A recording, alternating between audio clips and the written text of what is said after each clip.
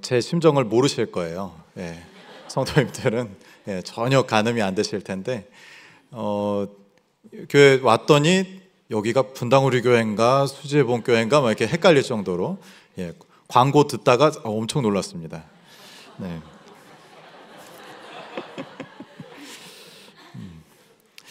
오늘 본문 말씀 가지고 당장 불안에서 벗어나는 방법이라는 제목으로 하나님의 말씀 생각해 보겠습니다. 신앙인의 특권은 무엇일까요? 제가 새가족 분들이나 이제 신방을 가서 성도님들께 가장 많이 말씀드렸던 것, 신앙의 특권이었고 그 특권은 바로 평안이었습니다. 하나님의 평안 말이죠. 곧 수능이 다가옵니다. 오늘 기준으로 D-18이더라고요. 교구 아이들을 이제 기도해 줄 때 오늘 이 나눴던 말씀을 많이 인용해서 나눴던 기억이 납니다. 빌립보서 4장 6절 7절요. 아무것도 염려하지 말고 다만 모든 일에 기도와 간구로 너희 구할 것을 감사함으로 하나님께 아뢰라. 그리하면 모든 지각에 뛰어난 하나님의 평강이 그리스도 예수 안에서 너희 마음과 생각을 지키시리라. 마음의 평화를 잃어버리면 아무것도 할 수가 없습니다. 수험생뿐만이겠습니까? 우리에게 맡겨진 일상을 살아가는데 마음의 평화가 없잖아요. 아무것도 할 수가 없어요. 수험생 친구들 시험지 받아들자마자 마음이 요동치면 머리가 하얘질 거예요. 그래서 아이들 격려하고 응원하면서 목사님은 당일에 너에게 최상의 컨디션 주시고 평안한 마음 주셔서 이때까지 잘 연마하고 습득했던 거 잘 표현하고 돌아오기를 기도한다 이러면서 보내요. 복된 수지의본 교회에 출석하는 수험생들이 있을 겁니다. 또 그들의 가정이 있을 텐데요. 수험생들과 가정에 주님의 평안이 가득하시기를 축복합니다. 후회함 없는 입시 전 과정이 되기를 축복합니다. 수험생과 그들의 가족들 뿐만일까요? 불안에 힘겨워 하시는 분들 말이죠. 일상을 살아가는 우리 모두 순간순간 찾아오는 불안에 힘겨워 합니다. TV 광고 중에 이런 카피가 있어서 너무 인상적이고 재밌어서 제가 소개해 드리려고 합니다. 불안을 이길 수 있는 사람은 없다. 하지만 약은 있다. 안정이 세상을 구한다. 땡땡액 이런 카피가 있어요. 이 카피만 보면 이 약만 마시면 당장 불안이 사라질 것만 같아요.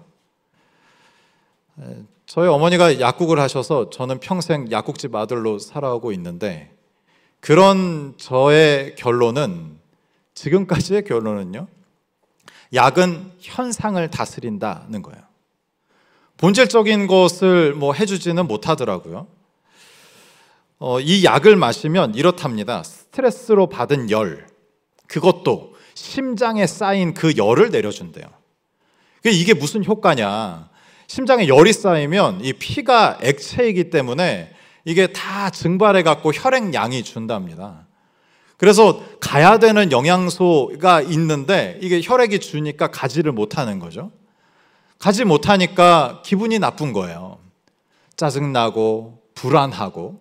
그래서 이 열을 낮춰줘서 이 신진대사를 잘 해주면 이제 불안이 사라진다라는 논리를 가진 약입니다.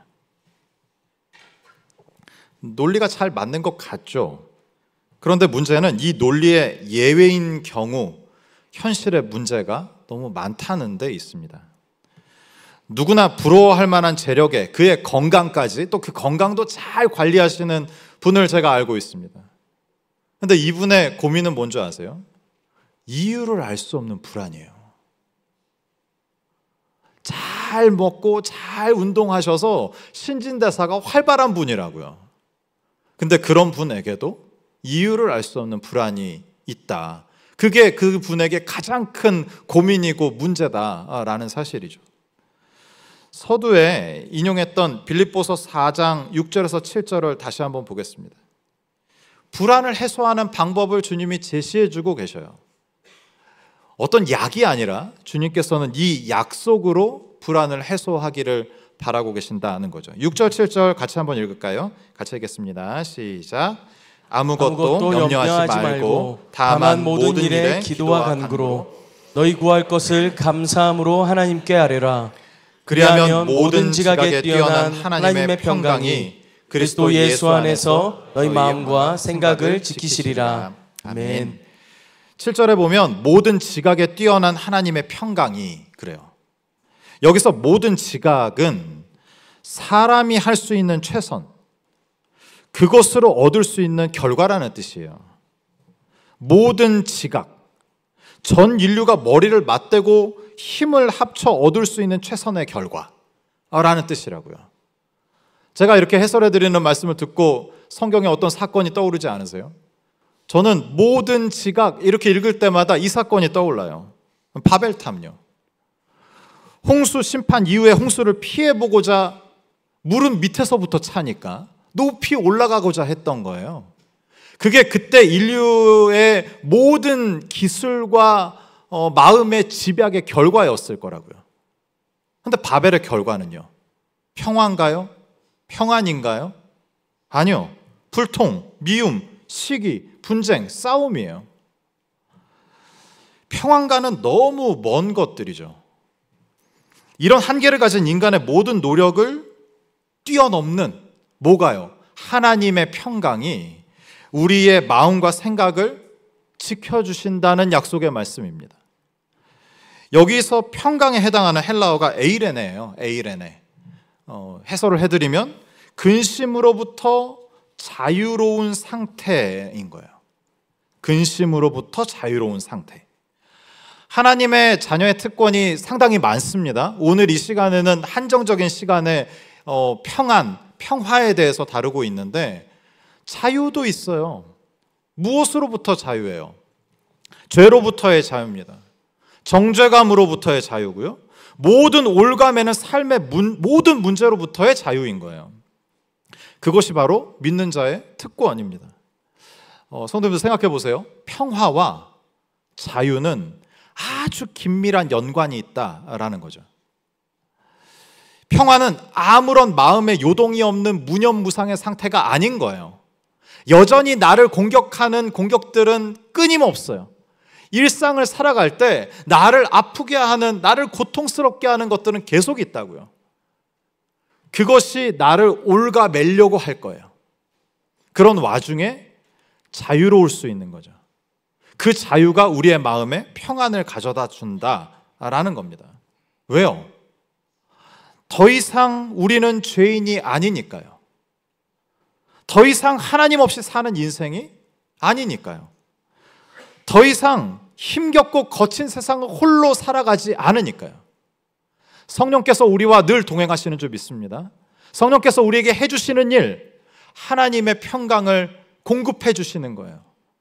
나에게 필요한 하나님의 평화, 내 마음이 요동치는 그 시점에 하나님의 평화를 말씀해 주시고 그 약속을 생각나게 하시고 그 평화를 공급해 주시는 분이 성령님이신 줄 믿습니다. 수지예봉교회 모든 성도님들 이 평화를 누리시기를 바라요. 이 자유함을 누리시기를 바라요. 성령께서 늘 동행하셔서 우리에게 하나님의 평화를 전해주시는 이 경험을 하시는 우리 복된 수지예봉교회 성도님들 되시기를 주님의 이름으로 축원합니다. 그런데 문제가 있어요. 오늘처럼 이렇게 예배 잘 하고요, 말씀 잘 듣고 하나님의 평화로 살아야지, 하나님이 주시는 평강으로 살아야지 결단하실 거잖아요. 그러면서 이렇게 나가실 때 갑자기 우리에게 불안이 또 찾아올 수 있어요. 그것이 문제예요. 목사님, 저는 성령이 없는 사람인가요? 왜 불안함이 몰려오죠? 저는 하나님의 자녀가 아닌가요? 왜 저에게는 평안함을 주시지 않나요? 이런 질문을 할 상황이 벌어질 수 있다라는 얘기입니다. 저는 예외일까요? 이런 주제의 설교를 하면 저에게 불안이 더 찾아와요. 신기한 일이에요. 어느 수요 예배 때 제가 이런 주제로 설교를 한 날이었습니다. 그때도 하늘에서 내리는 하나님의 평강으로 사십시오. 막 힘있게 선포하고 갔다고요. 그리고 그 다음날 제가 눈이 탁 떠졌는데 어두운 거예요. 제 인생에 뭐 그런 날이 별로 많지 않습니다. 저에게는 기적 같은 일인 거예요.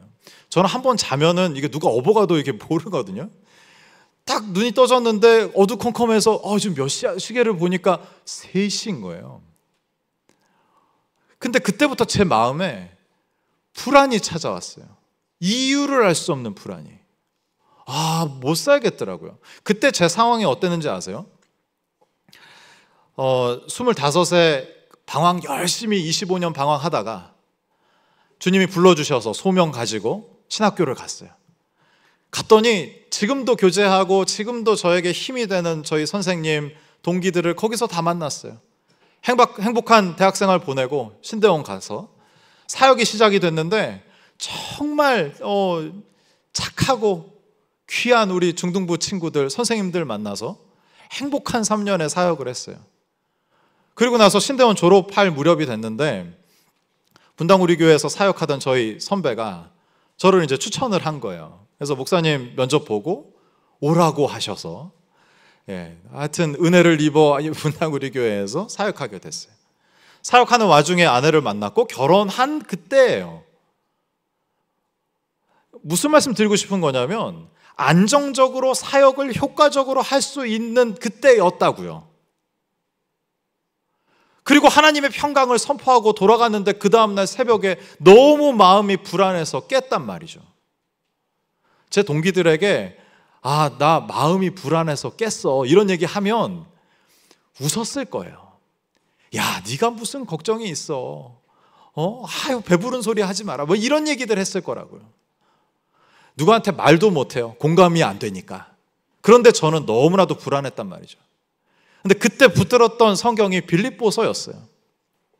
학부 때 신대원 때 들은 건 있어가지고 바울이 감옥에 gat혀 있었지만 기쁨을 노래했던 책이다 이런 건 알아갖고 내 불안이 사라지지 않을까 그래서 빌립보서 계속 읽었어요.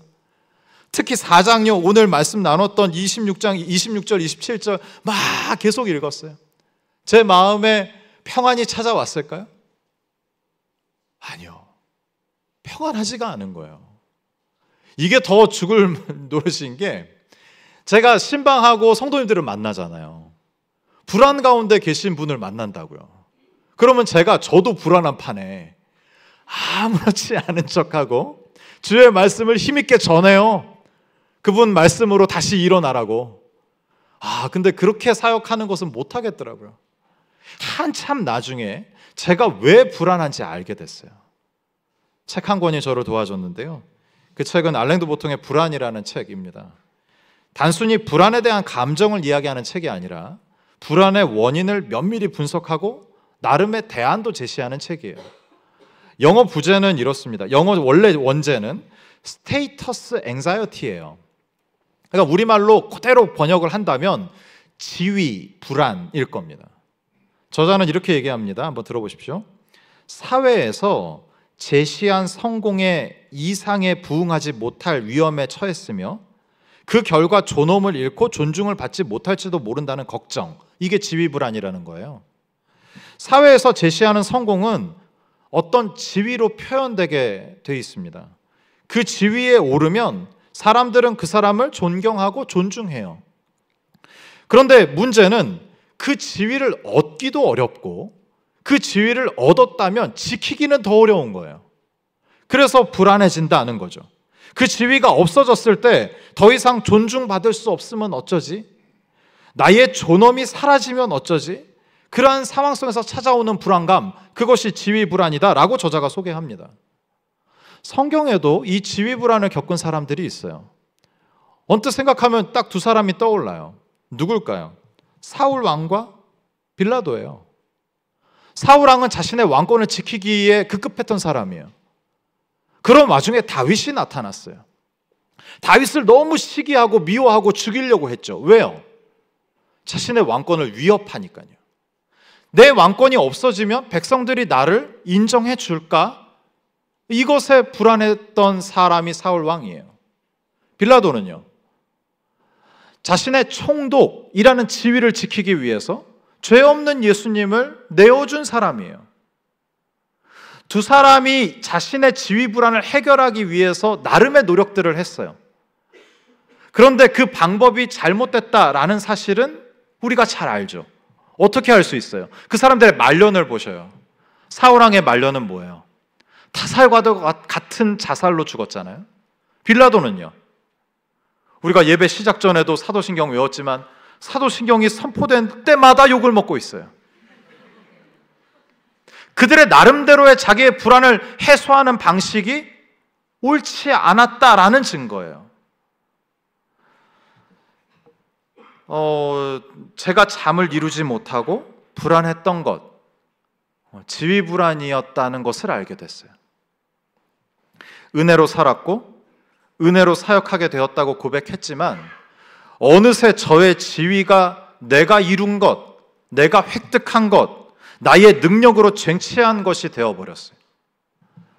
그리고 불안한 거죠. 그거를 잃어버릴까 봐. 그리고 그거를 잃어버렸을 때 성도들이, 사람들이 나를 어떻게 생각하고 바라볼까? 이게 불안한 거예요. 앞서 말씀드린 사울왕과 빌라도는 잘못된 방식이라 그랬잖아요. 그러면 성경 인물 중에 지위 불안을 느꼈지만 좀 건강하게 이것을 풀어낸 사람은 없을까? 이제 궁금한 거죠. 성경을 보다가 한 인물을 발견했어요. 그리고 그 사람에 대해서 깊이 생각해보는 기회가 있었습니다. 그 사람의 이름은 욥이에요. 욥을 이해하기 위해서는 욥기 1장에서 3장을 아주 자세하게 봐야 돼요. 왜냐하면 욥의 캐릭터를 잘못 이해하면 욥기의 주제를 왜곡할 수 있기 때문이에요. 성도님들, 욥기의 주제가 뭐예요? 참고 참았더니 기어이 복을 받더라 예요. 욥기의 주제는 그것이 아니에요. 욥기는 그 얘기를 하고 싶은 책이 아닙니다. 욥에 대해서 좀 살펴보죠. 욥기 1장 1절 볼까요? 같이 한번 읽겠습니다. 욥기 1장 1절입니다. 시작. 우스 땅에 욥이라 불리는 사람이 있었는데 그 사람은 온전하고 정직하여 하나님을 경외하며 악에서 떠난 자더라. 욥의 캐릭터를 아시겠어요? 1장 1절에 욥의 캐릭터는 이거야 라고 제시하거든요. 결론, 욥은 의인이에요. 그 당시 의인이 하나님께 복을 받았다는 표가 여러 가지가 있는데 세 가지로 정리하면 첫째는 재산이 많은 것, 둘째는요 자녀가 많은 것, 셋째는 건강한 것이었어요. 욥은 다 갖춘 사람이에요. 의인이고 하나님께 복을 받은 사람이에요. 그런 욥을 하나님이 꽤 흡족하게 바라보셨나 봐요.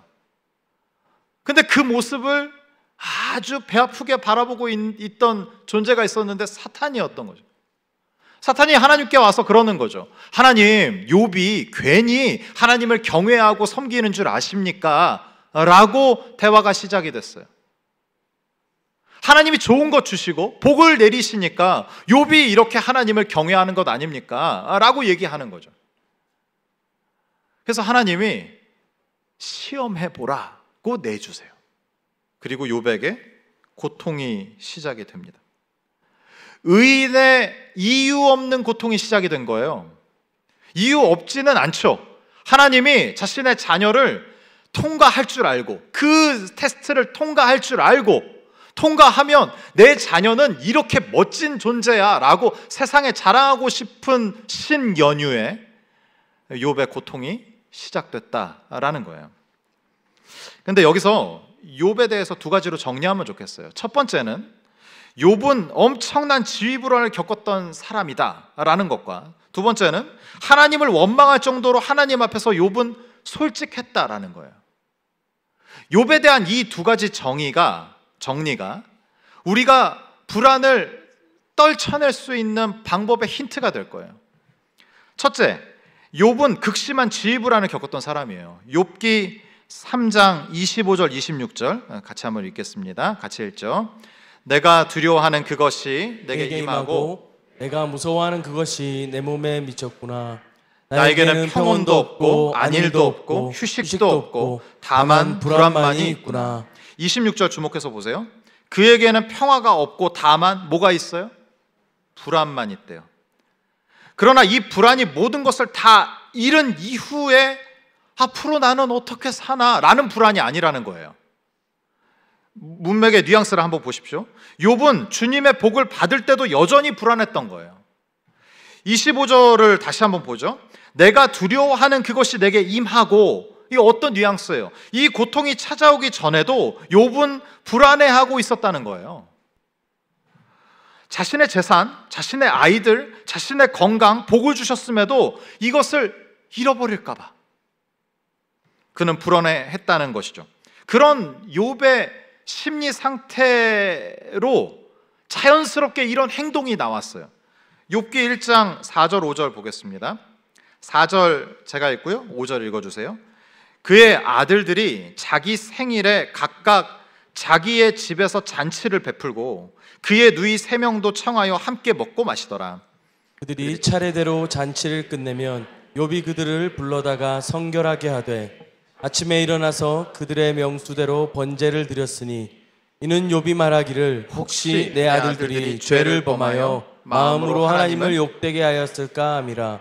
욥의 행위가 항상 이러하였더라. 욥의 행위가 어떻게 해요? 항상 이러했대요.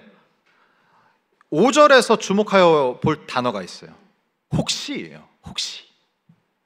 욥은 아이들의 생일에 잔치를 베풀어 줬어요. 성대하게 베풀어 주고 어떻게 됐을까요? 잘 놀게 해놓고 그 다음날 불러요. 불러서 하는 일은 그 아이들의 명수대로 하나님께 번제를 드리는 일이었어요. 왜 번제를 드렸을까요? 불안하니까요.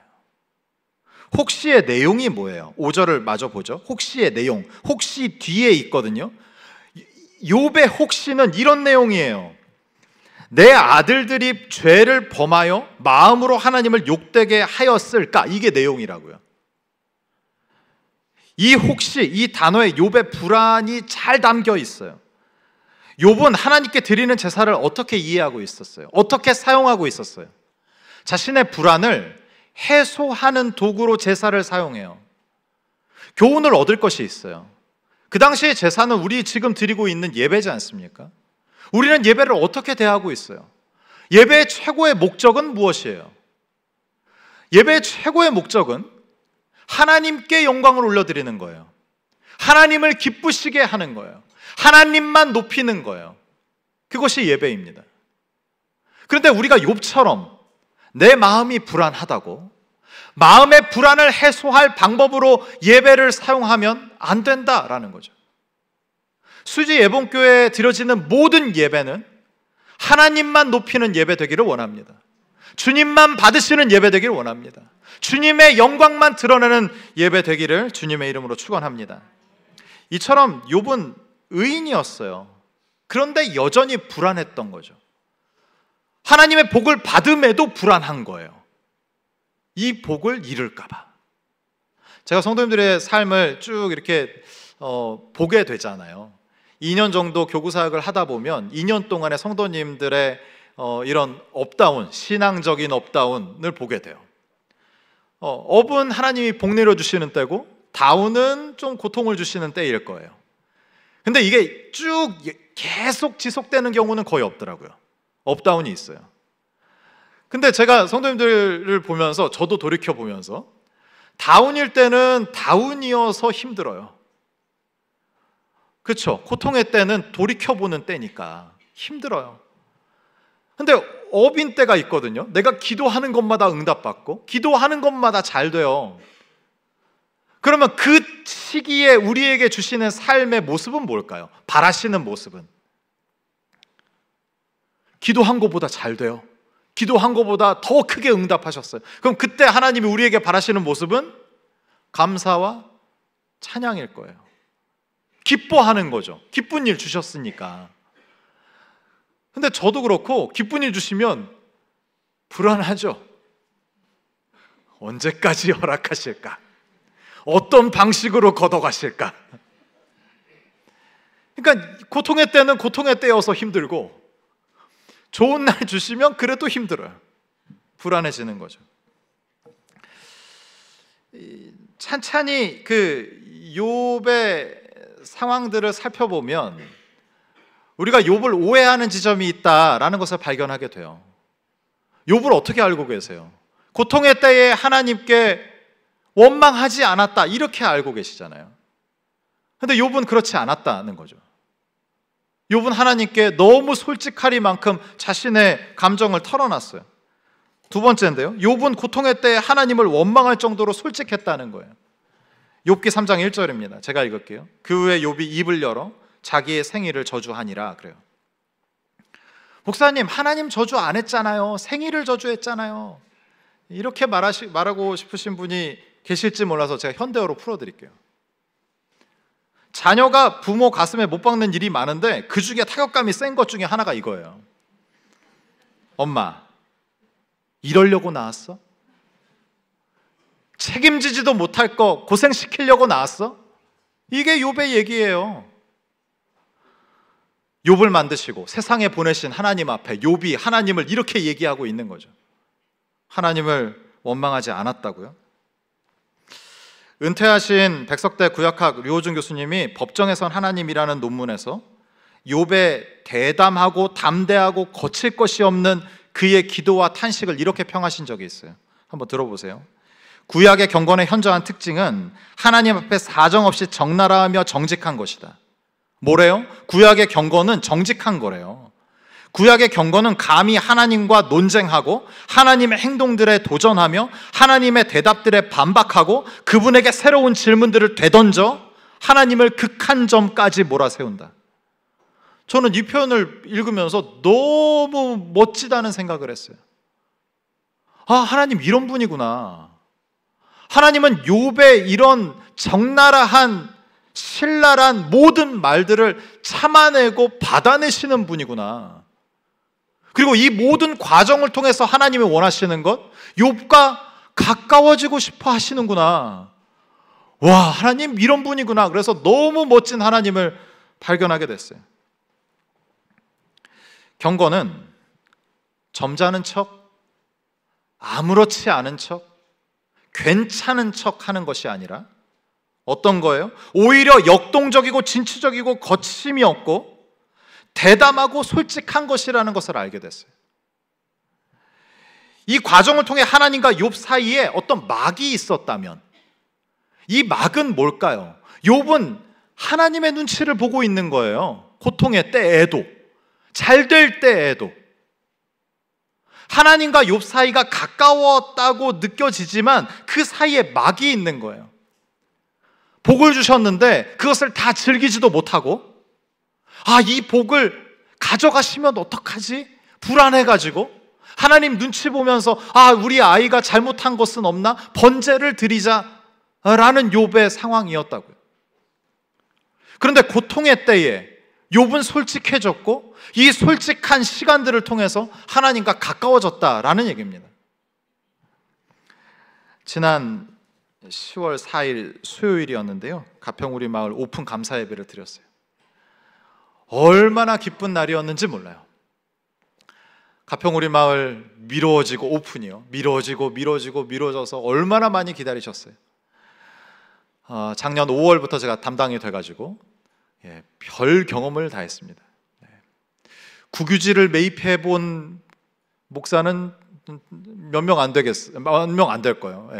국유지도 매입해보고 준공에 필요한 서류도 만들어보고 사용 승인 받는데 얼마나 공무원의 한 사람의 말이 힘이 있는지 경험도 해보고, 제가 가평우리 마을 하면서 사업하시는 우리 성도님들을 존경하게 됐어요. 보통 일이 아니에요. 이 가평우리 마을이 시작되고 또 이때까지 도와주신 분들 감사 표현하면서 이제 감사 예배를 했단 말이죠.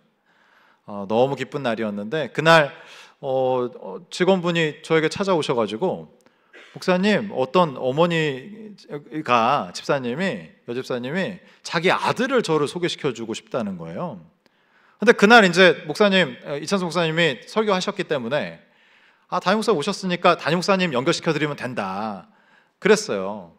그래서 카페에 일 보고 카페 쪽으로 가보니까 이제 그 어머니랑 아들이랑 목사님이랑 이렇게 만나서 말씀을 나누고 있더라고요.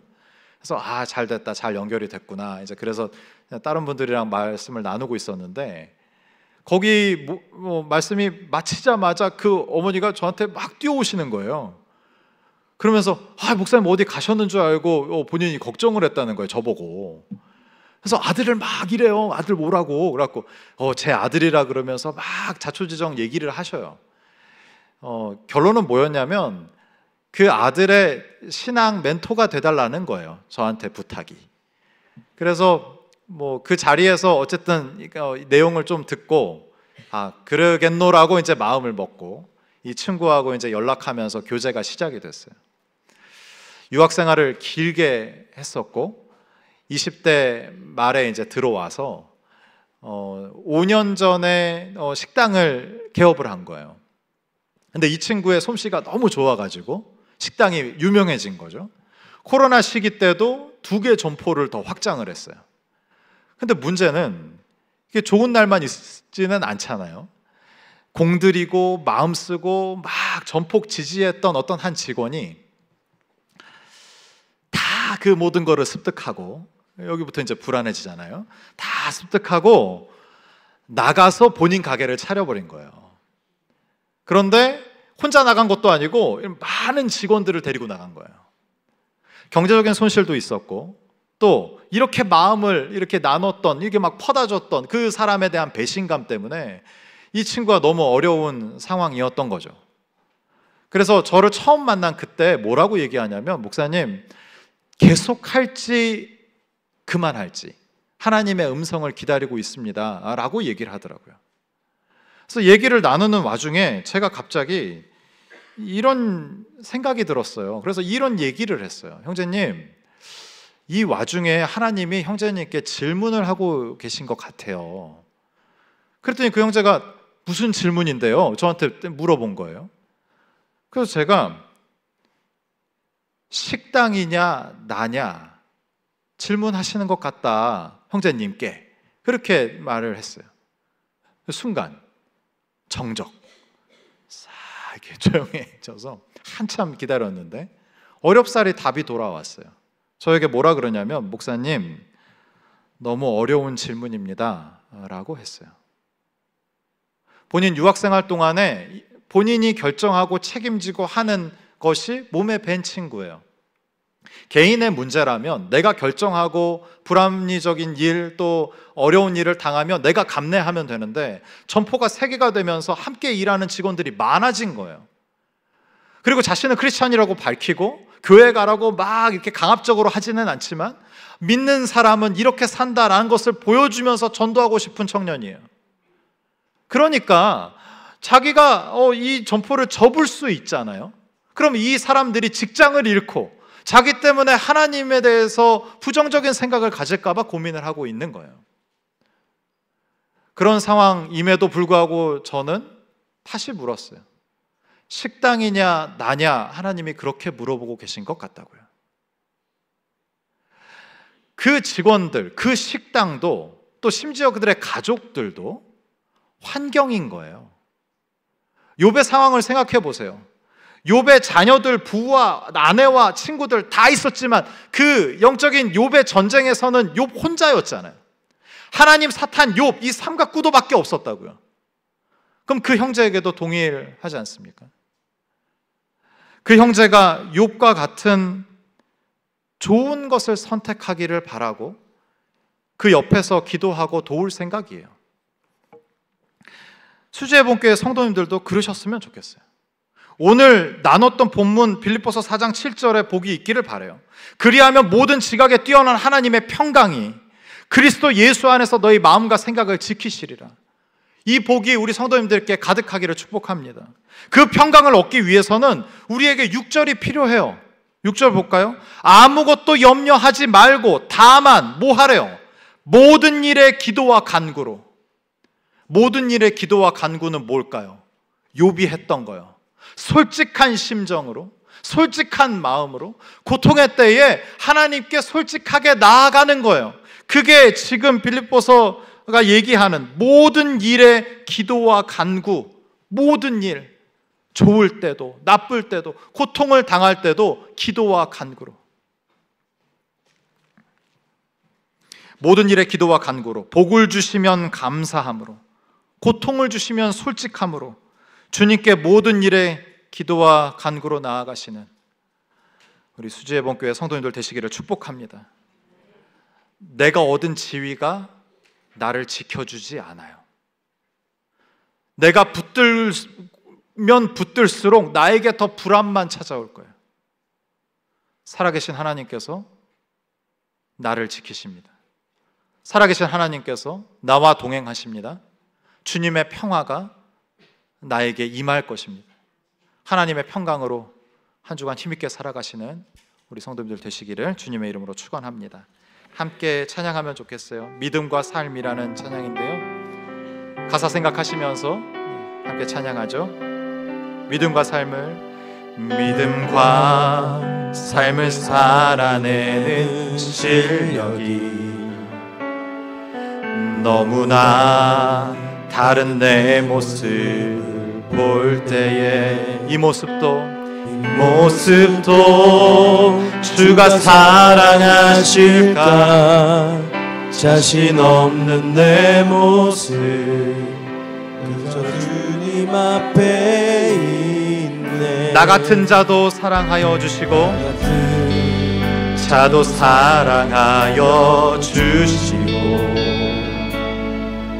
한 번도 나를 떠나지 않으셨네.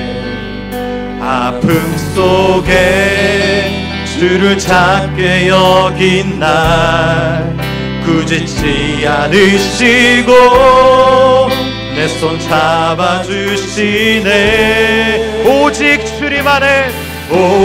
주님 안에 두려움 없네. 고난을 통해 날 만드심을 믿네. 주님만이 내 모든 것 되시네. 주의 강한 손 날 붙드시네. 오직 주님 안에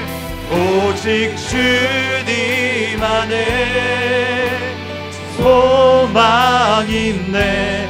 내 삶을 통해 영광 받으신 주님만이 내 모든 것 되시네. 주의 선하심. 우리 후렴 다시 한번 찬양하십시다. 오직 주님 안에 두려움 없네. 아멘. 고난을 통해 날 만드심을 믿네. 주님만이 내 모든 것 되시네.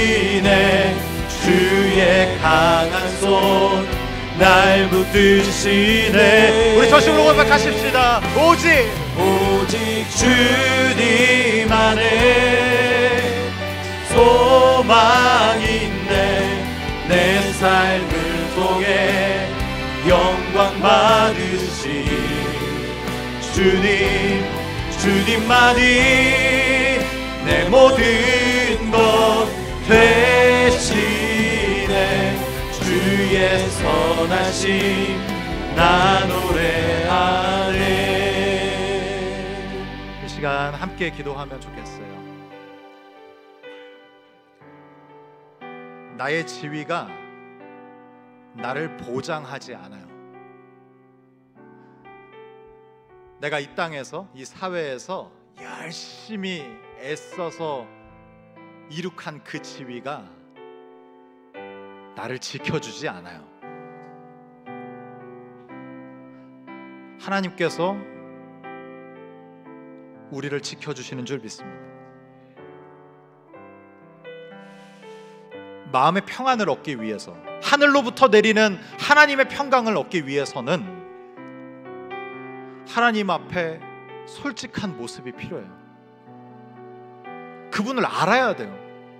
그분이 지금 나의 삶에 어떤 질문을 던지시는지 제대로 알아야 돼요. 아까 소개했던 그 청년이, 목사님 제가 이때까지 이상한 답만 하고 있었네요, 이렇게 얘기했어요. 하나님은 식당이냐 나냐 라고 물어보시는데 하나님 돈줄이 막혔어요. 자금을 해결해 주세요. 하나님 나를 배신하고 사람들이 떠났어요. 사람들을 보내주세요. 이런 답만 했다는 거예요. 하나님이 물어보시는 질문은 그게 아닌데 이상한 답만 해대고 있는 거죠. 그 청년뿐인가요? 우리는 안 그렇습니까? 하나님 앞에 솔직함이 필요해요. 눈치 보면서 이런 거 싫어하시나? 예배를 드리면 되나? 선행을 베풀면 되나? 이런 게 아니라 막을 걷어내고 저분에 대해서 알아야죠. 나의 삶에 무엇을 원하시는지, 나의 삶에 대체 어떤 것을 만들기를 원하시는지 저분의 계획을 알아야지 우리가 그에 맞춰서 살아갈 수 있지 않겠습니까? 이 시간 함께 기도할 때 주님, 내가 붙들려고 하는 나의 지위를 내려놓고 그 걱정 근심 내려놓고 주님 앞에 솔직하게 서기 원합니다. 내가 느끼는 감정, 내 생각, 내 계획, 그 모든 것들 다 주님 앞에 쏟아놓고 주님이 뭘 원하시는지, 주님이 어떤 질문을 하시는지 주님을 더 깊이 더 잘 알기 원합니다. 간절한 마음의 소원으로 함께 기도하겠습니다. 다 함께 기도하십시다. 살아계신